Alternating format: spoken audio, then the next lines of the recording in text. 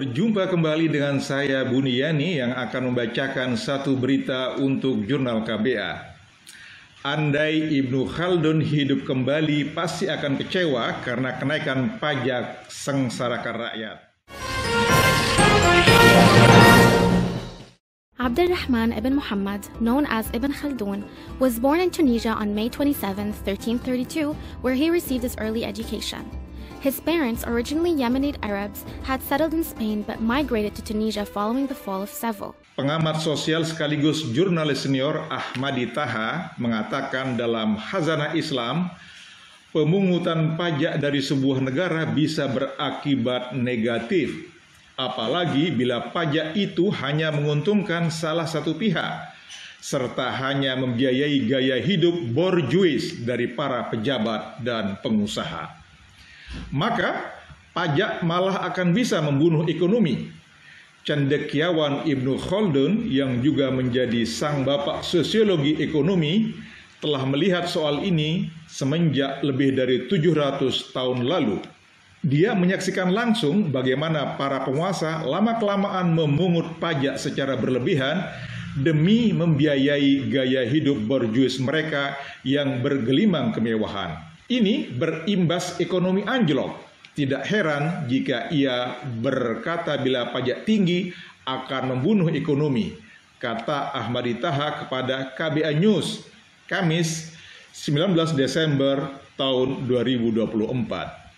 Ahmadi yang telah menerjemahkan buku klasik Ibnu Khaldun berjudul Muqaddimah pada tahun 1984 menyatakan, kala itu Ibnu Khaldun hidup di negeri Maghribi atau kawasan Afrika Utara bagian barat. Dia telah memikirkan efek pajak bagi sebuah negara. Ibnu Khaldun percaya sebuah siklus ekonomi ketika pajak rendah, produktivitas dan perdagangan meningkat sehingga pendapatan negara naik. Sebaliknya, pajak tinggi akan mematikan usaha rakyat, membuat ekonomi stagnan, dan pada akhirnya malah mengurangi pemasukan negara, ujar Ahmadi yang juga salah satu pengurus Majelis Ulama Indonesia.